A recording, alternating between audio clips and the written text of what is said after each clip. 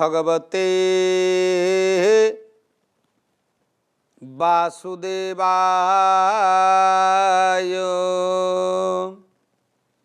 ओम नमो भगवते पुरुषोत्तमाय।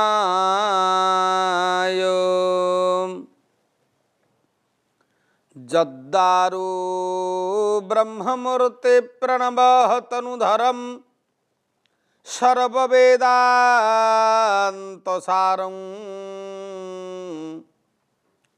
भक्तानां कल्पवृक्षं भवजलतरणी सर्वतत्त्वानुतत्त्वं योगिनां हंसतत्त्वं हरिहरनिमित्तं श्रीपते वैष्णवानां शैवानां भैरवाख्यं पशुपतेरिति जासक्ततत्त्वे च सकतिं बौधानां बुद्धरूपमुरुषभजति वरो जैनसिद्धान्तसारं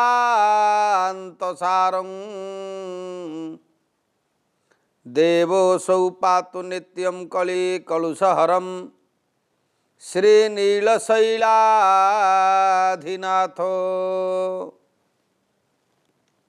अनंत कोटि ब्रह्मांडर हर्ता कर्ता दैव विधाता श्री श्री जगन्नाथ महाप्रभुंकर अभय चरणारविंदरे अनंत कोटि प्रणाम। सर्वादौ कथामृतर कार्यक्रम को आपण मानक स्वागत करुछि पद्मनाभ। आमे पूर्व अध्याय मानकरे महाप्रभुंकर विभिन्न प्रकार लीला सहित अनेक भक्त मानकर कथा आलोचना करुचे। से भली भावरे आज जने महान भक्तंकर कथा आमे आलोचना को जिबा। से भक्तों को आपण माने समस्त जानती। इभली भावरे ए क्षेत्र रे भक्त माने महाप्रभु पाखक आसीचंती। पुरुषोत्तमाख्य महत क्षेत्रम परम पावनम जत्रास्ते दारव तनु श्री समानुष लीलया। जो क्षेत्र रे मनुष्य लीला जगन्नाथ महाप्रभु करिथांती से क्षेत्र रे प्रत्येक मुहूर्त रे अनेक भक्त ता मध्यरु अतीव जहाकू होचंती आपण माने प्रत्येक मुहूर्त रे मने पकांती। तांकर धाड़िए गीत गाई दियंती। दुख आसिले होचंती मन को मन तुंडरू झरी जाए से भली जने भक्त भक्त सालवेग। वास्तव रे सालवेग एमती जने भक्त ए भक्तंकर मापकाठी नाही। से को प्रकार भगवान को आराधना करुतिले। जगन्नाथ महाप्रभु को किए को तरीकार पाइछि ता आमे जानि परिबा नाही। कटक नामे जे सहर लालबागरे तारो घर। ओडिशार कटक गोटे ऐतिह्यपूर्ण सहर। विशेष भाव में प्राचीन काल कटकर मध्य गोटे स्वतंत्रता रही। पूर्व काल रे जहाँकि सालबेगंकर बापा जी कि होचंती लालबेग। कारण सालबेगंकर बापा तांको ना होची लालबेग। से बंगला सुबेदार रूप से सेतेबेले नियुक्ति थिले। कारण बिहार बंगला ओडिशा ये सब गोटे प्रकार थाए। सेतेबेले सुबेदार भाव में थांती। मोगल पुरी आक्रमण करने समय रे दांडमुकुंदपुर गोपालजींकर पुष्करिणी रे से समय रे से जेतेबेले पुरी को आसीचंती। कारण पुरी जीवा बाटर अनेक स्थान अच्छी आपण माने जानती। सेतेबेले होचंती भौगोलिक स्थिति अलगा। लालबेग होचंती जाति रे अटई पठाणम ताहार कथा एबे सुणम। मुगल जन्म कर्म जेते सुन कहिबा शुद्ध चिते। भक्त कवि रामदास दाढ़्यता भक्तिर सामृतरे सालबेगंकर कथा को अतीव आनंदर सहित जहाँकि प्रभुंकर चरणार बिंदरे निजकु समर्पित करी ए कथा को उपस्थापन करिसंती। एवं सेलाल बेग अति दुष्ट खल प्रपंच बुद्धि नष्ट। साल बेगंकर बापा लाल बेग जी सुबेदार तांकर बुद्धि टिके कहउचंती सदाबेले कष्ट युद्ध विद्या जानी थांती। पुरी आक्रमण करबा पाई सेतबेले आसिले श्रीगजपति दंडधारी संगते शत्रुपण करी गजपतिंकर सहित शत्रुता आचरण करी अनेक सैन्य ठूल कला ओडिशा जुझिबाकू गला। उछुले वाद्यनाद घोष ओडिशा राज्य रे प्रवेश। से महाराज्य कले जुरम धन वसन अलंकार छाड़ीन ब्राह्मण शासन पलाई गले सर्वजन। कारण सेतबेले गोटे एभली परिस्थिति करिसंती मोगल मान जेतबेले आक्रमण करिसंती से समय लाल बेग आसचंती। आसवा समय रे पुरी रास्तार आपण माने देखिबे गोटे गाँ अच्छी जहाँकि दांड मुकुंदपुर से ब्राह्मण शासन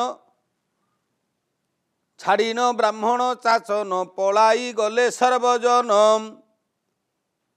तो सेठारु समस्ते फेरिले कहीं ना से ब्राह्मण शासन पाखरे पहुँचला बेलू गोपाल जीवर गोटे से पुष्करिणी अच्छी गोटे विराट काय पुष्करिणी एबे भी मध्य से पुष्करिणी अच्छी से कालरू बहु प्राचीन पुष्करिणी। से पुष्करिणी भितर अनेक कूओ मध्य अच्छी ता मध्य सुनिबा को मिले। से समय रे जने ब्राह्मणी विधवा ब्राह्मणी सी स्नान करुथांती। स्नान करुथिबा समय रे लालबेग होचन तांकर रूपलावण्य एते सुंदर लालबेग पुरी आक्रमण करने को कौन जीवे से सेठू तांकर रूपरे मोहित हो गले। अतएव ये हूँ जगन्नाथ महाप्रभुंकर माया जस्मात् सर्वमिदं प्रपंच सहित माया जगत जायते। जगन्नाथ महाप्रभु एभली देवता से केतेबेले काहाकू को माया रे पकईदेवे ता जानी हब ना। ये ओलटा आक्रमण कौन करिवे ये होचंती से स्त्री लोकटीर रूपलावण्य को देखि आकृष्ट होइले। आकृष्ट हो जिबा फल रे से स्नान करथांती। सेठारु तांको तांको पाखु जाइचंती एवं तांको नेई आछंती। एतत व्यतीत सेठारु तांको नेई पुणी प्रत्यावर्तन कले आ पुरी जाई परलेनी।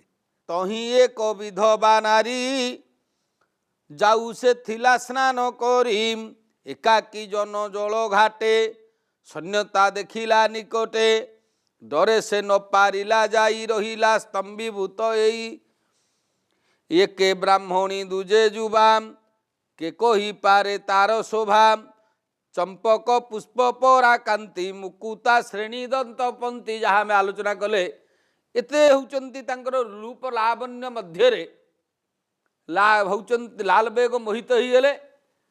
तांको मध्य हेमंत नारी नदी कूले उभाता जीवन विकले। अतएव जदिच दाढ़्यता भक्ति रसामृत नदी कहुई से गोटे पुष्करिणी वास्तव में से पुष्करिणी पाखरे स्नान करने समय रे तांको जबरदस्त नहीं आइछंती एवं बसाई अश्वर उपरे सेनारी दैव सुमरे घेनिण चली गला बेगे समस्त सैन्यंकर आगे केताकू चिन्हि न पारिले समस्त सैन्य लेउटिले। सेठारु आउ जेते सैन्य सामंत सब आसीथिले आक्रमण करने जी जुआड़े लेउटिकी गले जेहेतु ये तांकर मुख्य ये जेतेले फेरिलेनी आ किए रहिबो फेरिले। फेरिबा परे घेनिण चली गला बेगे समस्त सैन्यंकर आगे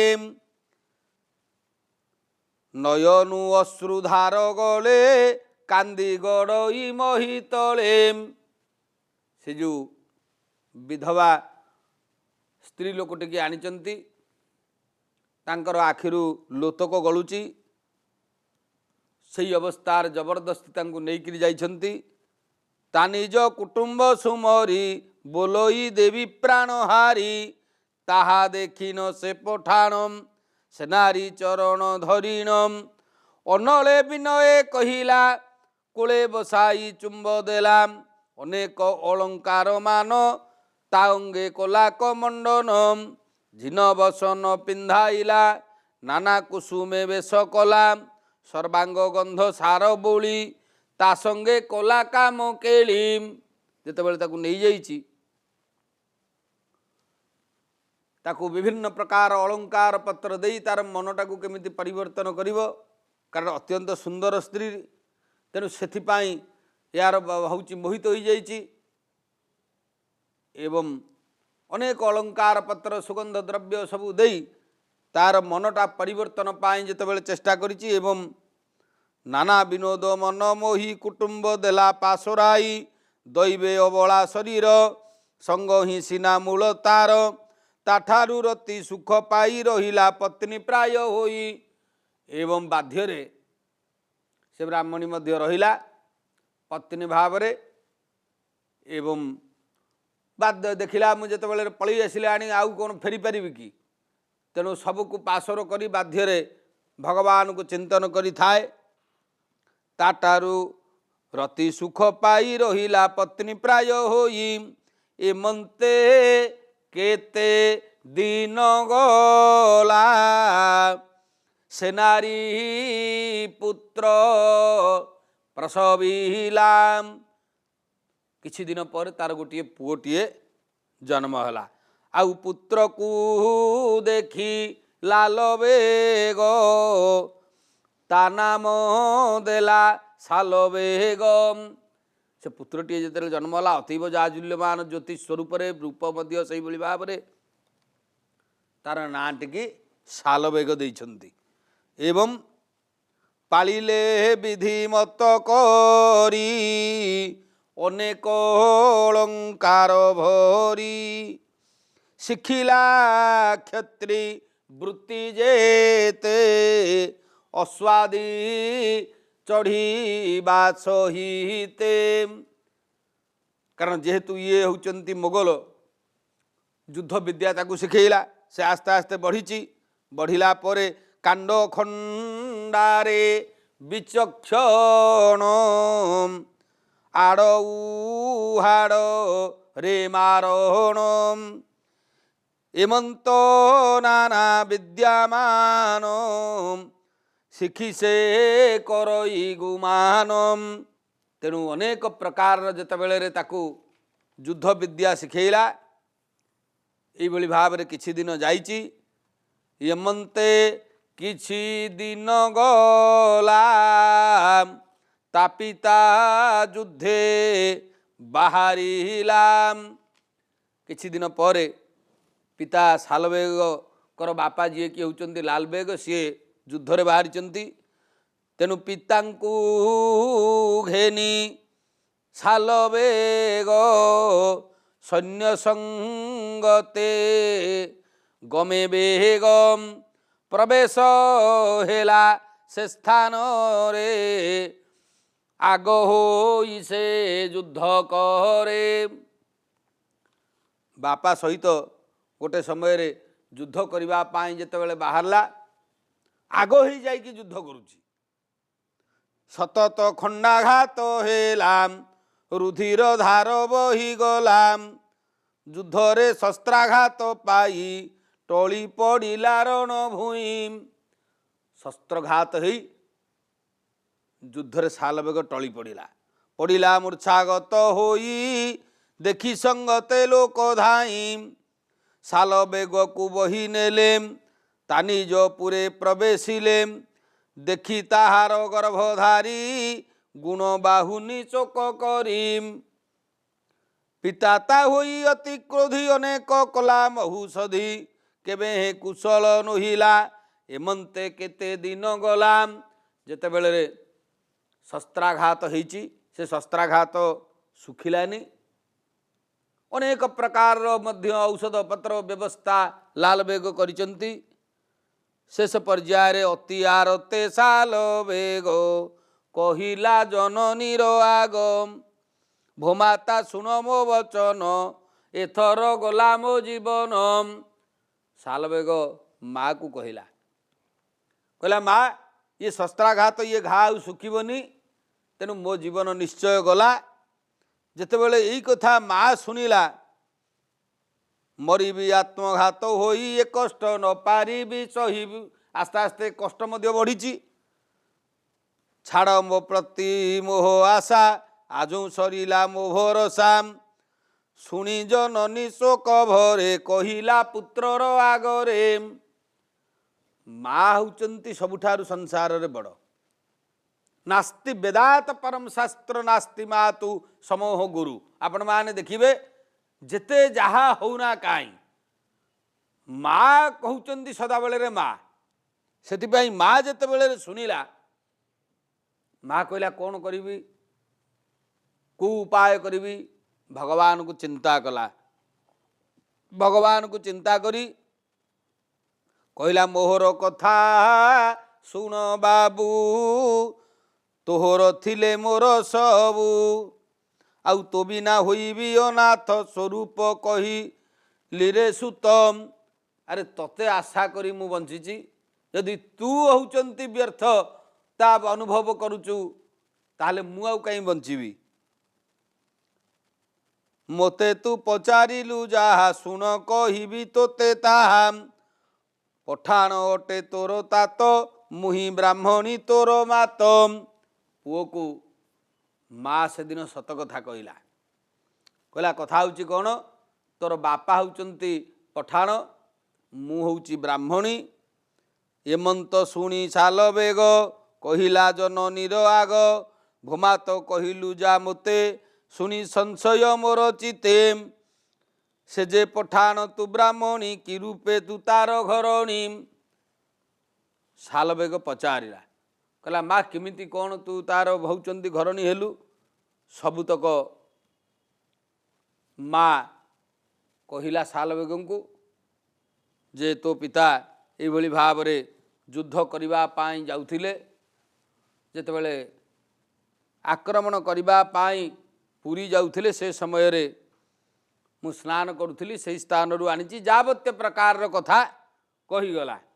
कही सारिबा परे शेष पर्यायर कथा शुणी साल बेग कहिला जन नीर आगम भोमात शुण मोर बाणी तुमोर पिंडर कारेणी तो इच्छा जहा ताहा कर तो कथा सिना इष्ट मोरम। तेणु सेठी सालबेग माँ पाखरे समर्पित हेई कहला माँ वर्तमान मोर जहाँ शरीर जना पड़ुची आउ बंचिला भलिया लागुनी तू जहाँ करिबु तोरी जदि होचंती मते कौन रास्ता बता यही कथा जेतेबेले कहिची सेई समय रे माँ कहिचंती कहले एथकु संदेह न कर बेगे तू कर सुविचार माता बोलो ई पुत्र सुन तो मने विश्वास करिणम श्री वृंदावन चंद्र भज से जे अशेष देवराज अशेष औषधर घर भजिले निश्चय हेबु पार। माँ कहिला माँ तो हिंदू ना ब्राह्मणी कहला कथा होची कौन कि वृंदावन चंद्र भगवान श्रीकृष्ण श्री श्री जगन्नाथ महाप्रभु को तू जदि होचंती भजन करिबु तांकर होचंती शरणापन्न हबु निश्चित भाव रे तोर ये दुख दूर हब आउ ये कथा निश्चित सत्य। एक कथा जेतेबेले रे सालबेग को माँ कहिले सालबेग सेथिरे मध्य देखिले जे मोर जदि शरीरटी सुस्थ हो भगवान को भजबार असुविधा कौन अच्छी तू जहा कही लुटी मोते ताहा मु जानिबी के मनते के बण स्थाने तांको घर के तांको जननी पियर। ई जो कहलु भगवान श्रीकृष्ण को मु होचंती शरणापन्न हेबी तांको घर कोठी कोठी से रहउचंती ए कथा मध्य से पचारिछंती। परवर्ती पर्याय कहले नंदराजा जे ତାଙ୍କ ତାତ ଯଶୋଦା ଦେବୀ ତାଙ୍କ ମାତ ଗୋପନ ଗରେ ତାଙ୍କ ଘର ଅଶେଷ ପରଜା ତାଙ୍କର। ଗୋପରେ ହେଉଛନ୍ତି ସେ ତାଙ୍କର ଘର। ତେଣୁ ତାଙ୍କୁ ହିଁ ଯଦି ତୁ ଭଜିବୁ ମସ୍ତକେ ଅମୂଲ୍ୟ ମୁକୁଟ ଅଷ୍ଟରତନ ଝଟ ଝଟ ରଙ୍ଗଧର ମନ୍ଦ ହାସେ ଅଶେଷ ପୀୟୁଷର ବାସ ତହିଁ ଲମ୍ବିତ ବନମାଳ ସୁରତ୍ନହାର ବକ୍ଷସ୍ଥଳ ବଳିତ ସୁବାହୁ ଯୁଗଳ ସୁନ୍ଦର ମଦନ ଗୋପାଳ। କାରଣ ମା ତାର ଯେଉଁ ସ୍ଥାନରୁ ଯାଇଛନ୍ତି ସେଇ ଯେଉଁ ବ୍ରାହ୍ମଣ ଶାସନ ଦାଣ୍ଡ ମୁକୁନ୍ଦପୁର ପୁଷ୍କରିଣୀ ଯେଉଁଠାରେ ଗାଧୋଉଥିଲେ ଲାଲବେଗ ତାଙ୍କୁ ଅପହରଣ କରି ନେଲେ, ସେଠି ମଧ୍ୟ ଗୋପାଳଙ୍କର ଉପାସନା ସେ କରୁଥିଲେ। କାରଣ ଇଷ୍ଟ ଦେବତା ହେଉଛନ୍ତି ଗୋପାଳ ଜୀଉ।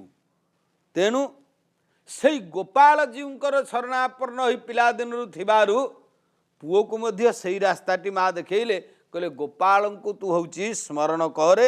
ତାଙ୍କର ଜନ୍ମ ହେଉଛି ବୃନ୍ଦାବନ ଗୋପରେ ସେ ହେଉଛନ୍ତି ଥିଲେ, ଯିଏକି ହେଉଛନ୍ତି ନନ୍ଦ ଯଶୋଦାଙ୍କର ଘରେ। ତେଣୁ ତାଙ୍କୁ ହିଁ ତୁ ଯଦି ଭଜନ କରିବୁ ନିଶ୍ଚିତ ଭାବରେ ତୋର ଇଏ ଯେଉଁ ଦୁଃସହ ଘା ଗୁଡ଼ିକ ଆରୋଗ୍ୟ ହେବ। ହୃଦୟରେ ଶ୍ରୀବତ୍ସର ଚିହ୍ନ ସେଠି ପତିତ ଉଦାହରଣ ସେପାଦେ ଆଶ୍ରେ ଥିବ ଯାର ସଂସାରେ ଭୟ ନାହିଁ ତାର।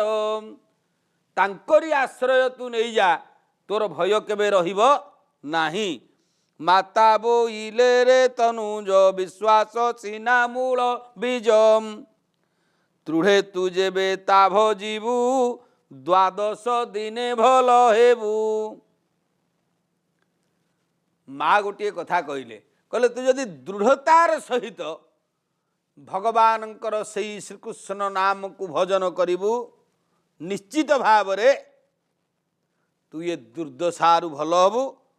ଏବେ ମୁଁ ଭଜୁ ଅଛି ହରି କଣ୍ଟା ଗଳିଲେ ଦୁହେଁ ମରି ଏମନ୍ତ କହି ସେ ନନ୍ଦନ କୃଷ୍ଣ ଭଜନେ ଦେଲା ମନ କୃଷ୍ଣ ସ୍ୱରୂପ ଚିନ୍ତି ହୃଦେ ମନ ନିବେଶୀ ପଦ୍ମପାଦେ।